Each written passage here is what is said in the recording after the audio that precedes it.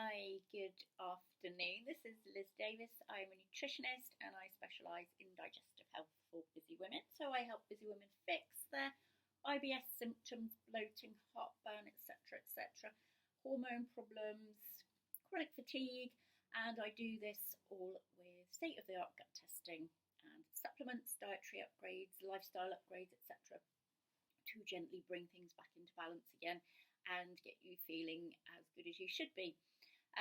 So a big factor that influences how well your gut is functioning is, of course, sleep, which can be quite elusive sometimes. Trying to get good quality sleep, falling asleep, or staying asleep once you've fallen asleep, etc., is a very common issue indeed. And not surprisingly, poor sleep does have a knock-on effect on your digestive health, and then of course your digestive health affects so many other things as well. So you can end up in kind of a vicious cycle situation, and having poor sleep, which is affecting your gut, and then your gut health is affecting your sleep quality, etc. So at the end, I'll just give you a few hints and tips, things to add to your diet if you find that sleep is an issue for you on a kind of an ongoing basis.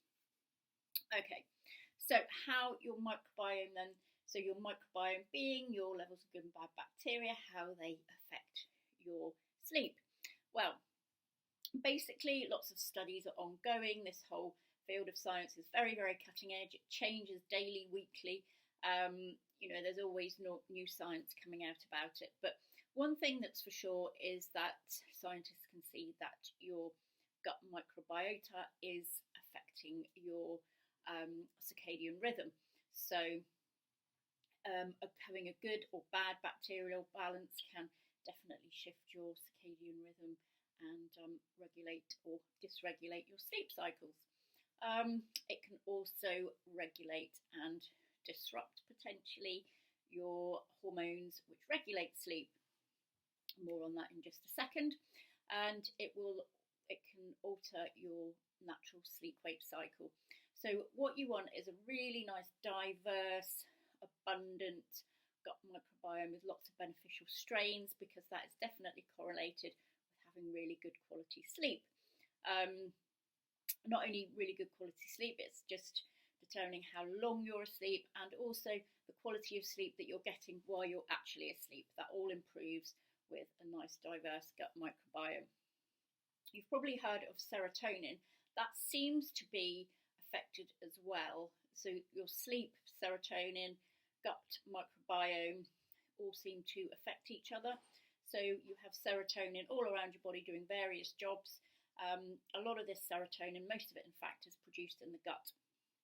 And so it seems that the level of serotonin you have circulating is correlated with your gut bacteria, which is there again also correlated with your sleep patterns. They're not quite sure how this happens, but they've done studies in mice where they've given them antibiotics to wipe out their microbiome, and so there definitely was a disruption there with their serotonin levels and their sleep. So that's quite an interesting area to look into as well. So on the other hand then, a lack of sleep then also affects your gut. So you can end up in a vicious cycle where your gut is affecting your sleep, and then your sleep or lack of it is affecting your gut health. So it's important to really look after this. So your gut bacteria are always in this dynamic state. They're changing all the time, and shift work, disrupted sleep, any of these changes are going to give rise to less than desirable bacteria species really flourishing in your gut, particularly the ones that tend to cause bloating. So obviously not ideal. So your gut health then has a knock-on effect all around your body. It can influence your insulin sensitivity, so therefore your weight gain, etc. It can cause leaky gut, which has huge amounts of effects all around the body, none of them good. And I've got another blog on that, so just feel free to read that if you want more information on there. And there's a definite link between sleep disturbance, GERD, so esophageal reflux disease, heartburn, and acid indigestion. So there's a definite link there as well. Probably a stress link too, because that's definitely a factor there.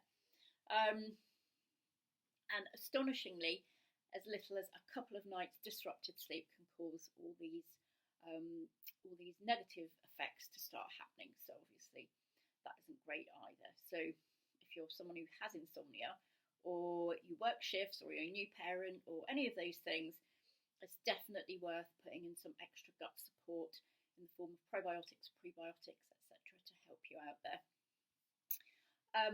Better yet, there are lots of probiotic foods and prebiotic foods you can use. So probiotic foods are natural, unflavoured yogurt, kefir. You can make that yourself quite easily if you get kefir grains, or you can buy it in shops.